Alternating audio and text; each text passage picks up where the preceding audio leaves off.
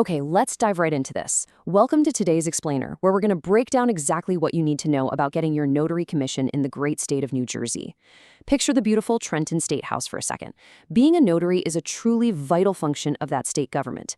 It's a role built entirely on trust, accuracy, and strict compliance with the law.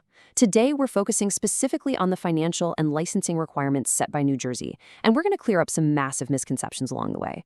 So if you're looking to become a notary in the Garden State, you are in exactly the right place.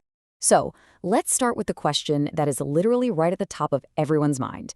What is the required notary bond amount in New Jersey? Look, whether you're a first-time applicant or even if you're just renewing your commission, this is almost always the biggest hurdle people stress about. You're stepping into a role that handles highly sensitive legal and financial documents, right? So naturally, you'd assume there's this massive upfront financial guarantee required by the state before you can even pick up your stamp. People spend hours scouring the internet for the exact dollar figure they need to secure.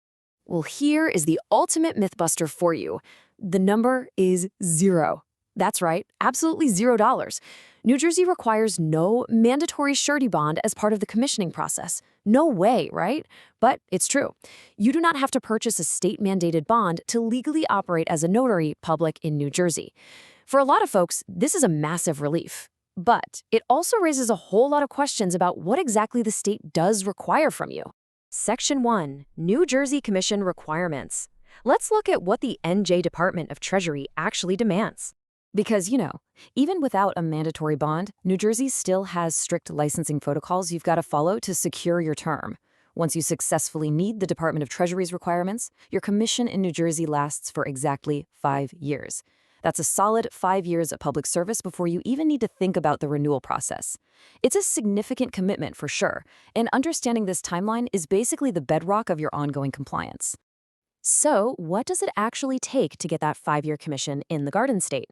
Well, since there's no bond requirement, the focus shifts entirely to your personal qualifications. First up, you've got to submit a completed notary public application. Next, you have to pay the application fee. Now, this can vary, so you'll definitely want to check the current rates. Third, you must provide solid proof of residency or your eligibility to operate within New Jersey. And finally, absolutely no felony convictions. This specific checklist is exactly what the state looks at to make sure only qualified, trustworthy individuals are handling official notarizations. Now, while we've covered the absolute basics of the application, you always need to verify the current testing rules and education rules directly with the New Jersey Department of Treasury.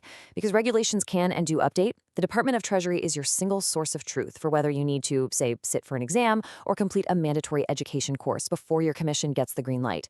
Stick strictly to the official New Jersey state resources for this step. And why does the state ask for all of this? Because all of these requirements are anchored right in state law. Specifically, NJSA 52710. This is the official statutory authority for New Jersey notaries. It's essentially the foundational law guiding everything we've talked about so far, from your eligibility requirements all the way to that 5-year term. It is the absolute bedrock of your notary commission in New Jersey. Moving on to Section 2, Voluntary Protection in NJ. Let's talk about smart business practice. Now, what's really interesting about this is that operating as a notary inherently involves risk. You are authenticating major, life-changing documents. There's a super common point of confusion we need to clear up regarding this risk. On one side, we have a bond. A surety bond protects the public. If a notary makes a mistake that harms the public, the bond pays out the claim to the victim, but then the surety company seeks full repayment from the notary. On the flip side, we have errors and omissions insurance, or E&O. E&O protects you. It actually covers the notary's legal defense and settlement costs. Understanding this difference is absolutely crucial. Let's deep dive into E&O insurance for just a second. Because New Jersey doesn't require a bond to protect the public, the full burden of liability rests squarely on your shoulders. E&O insurance is voluntary protection that acts as a shield for your personal liability. Say you make an honest, innocent mistake on a notarization.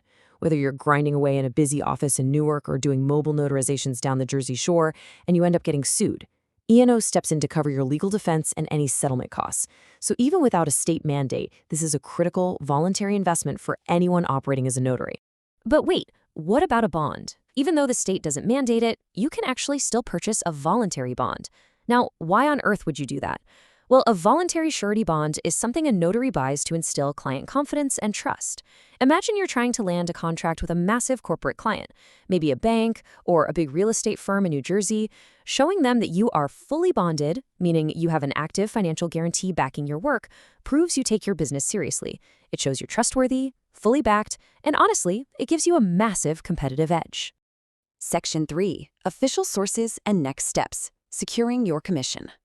The absolute most crucial point to take away from this explainer today is the importance of relying on official, accurate information to secure and maintain your commission. Your home base is the New Jersey Department of Treasury website for the application, fees, and any testing requirements.